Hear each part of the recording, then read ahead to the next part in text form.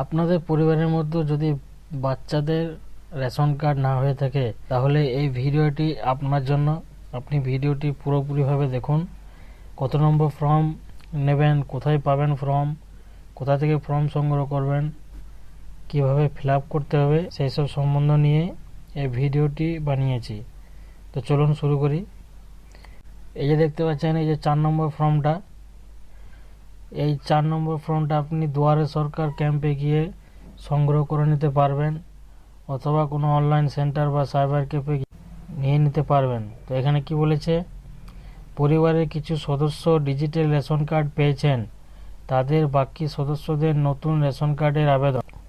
মানে পরিবারের কিছু সদস্য রেশন কার্ড পেয়েছেন, অর্থাৎ সেই পরিবারের মধ্যে কারো একজনের বা দুজনের রেশন কার্ড নেই, তো তাদের জন্য এই ফর্মটি ফিল আপ করতে হবে।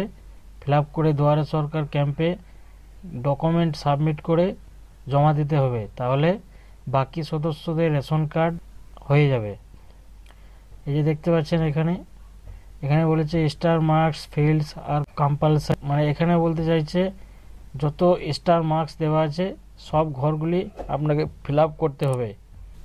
Section A, details of head of family any member having DRC, অর্থাৎ আপনার ফ্যামিলির মধ্যে হেড অফ ফ্যামিলি যে আছে তার নামটি এখানে বসিয়ে দেবেন। হেড অফ ফ্যামিলির নাম এখানে বসিয়ে দেওয়ার পর হেড অফ ফ্যামিলির রেশন কার্ডের টাইপটা দিয়ে দেবেন, অর্থাৎ কোন ক্যাটাগরির রেশন। যদি AAY হয়ে থাকে তো এখানে টিক করবেন, আর যদি PPH হয়ে থাকে তো এখানে টিক করবেন, SPHH হয়ে থাকে তো এখানে টিক করবেন, আর KSY1 যদি হয় তো এখানে টিক করবেন, আর যদি SY2 হয় তাহলে এখানে টিক করবেন, এবং যদি জেনারেল হয় তো এখানে টিক করবেন। ক্যাটাগরি দেওয়ার পর আপনার রেশন কার্ডের নাম্বারটি এখানে বসিয়ে দেবেন।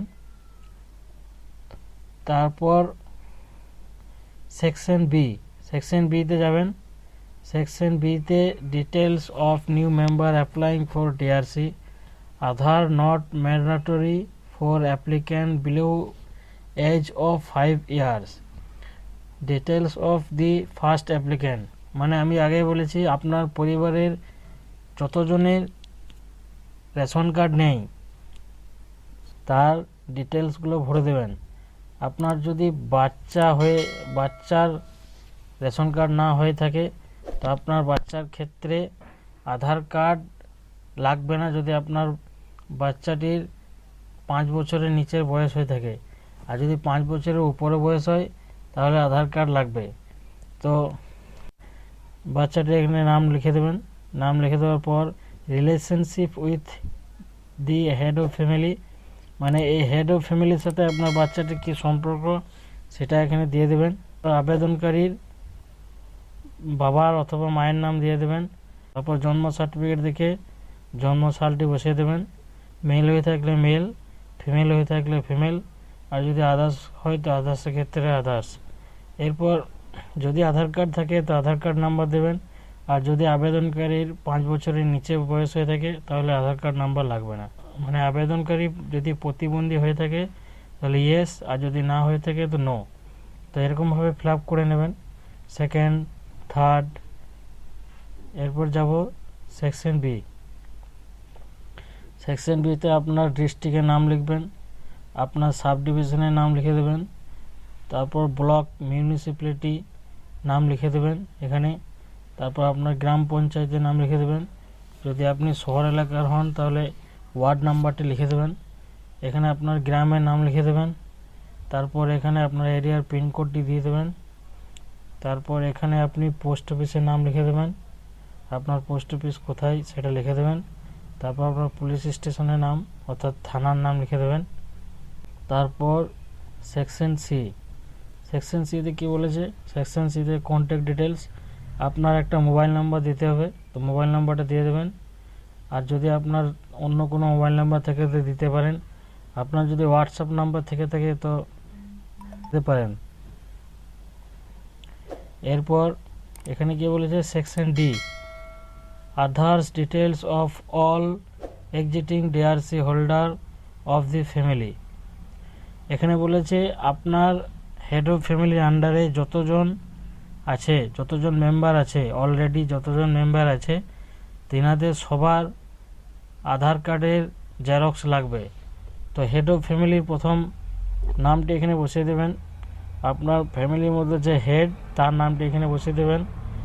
তারপর রেশন কার্ডের নাম্বার বসিয়ে দেবেন, রেশন কার্ডের ক্যাটাগরি দিয়ে দেবেন, যার জনটা ক্যাটাগরি আছে সেটা সিলেক্ট করে টিক করে দেবেন। তারপর আধার নাম্বারটা লিখে দেবেন এখানে।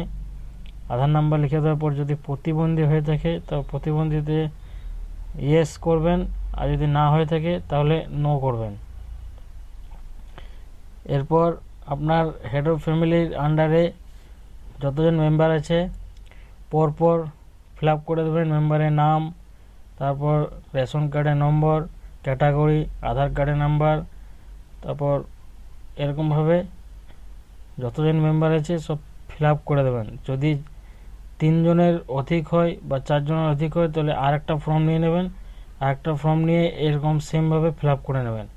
এবার সব কিছু ফিল আপ করে নেওয়ার পর এখানে একটা টিক করে দেবেন, এটা দিতে সবাই ভুলে যায়।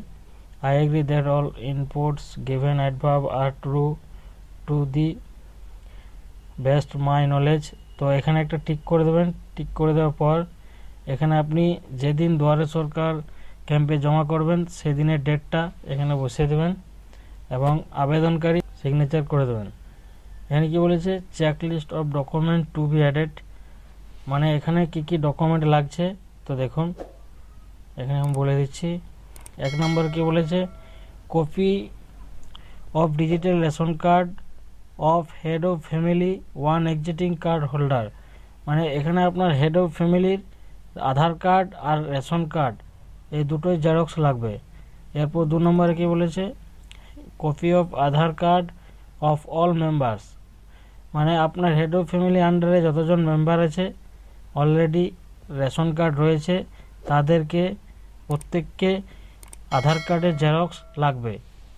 3 নম্বরে কি বলেছে, if age of any new member is less than 5 then Aadhaar is not mandatory, in that case copy of birth certificate of such member is to be submitted. আবেদনকারী যদি বয়স 5 বছরের নিচে হয়ে থাকে তাহলে সেক্ষেত্রে তার আধার কার্ড লাগবে না। তার যদি জন্ম সার্টিফিকেট থাকে তো জন্ম সার্টিফিকেটের জেরক্স দিয়ে দেবেন, হয়ে যাবে। আরেকটা কথা, যদি আপনার আবেদনকারীর 5 বছরের উপরে বয়স হয় তাহলে সেক্ষেত্রে তার আধার কার্ড লাগবে কম্পালসারি। বন্ধুরা, ভিডিও ভালো লাগলে অবশ্যই লাইক সাবস্ক্রাইব বন্ধুদের সাথে শেয়ার করুন, বেশি বেশি করে লাইক সাবস্ক্রাইব করুন। আর ভালো থাকবেন, সুস্থ থাকবেন, ধন্যবাদ।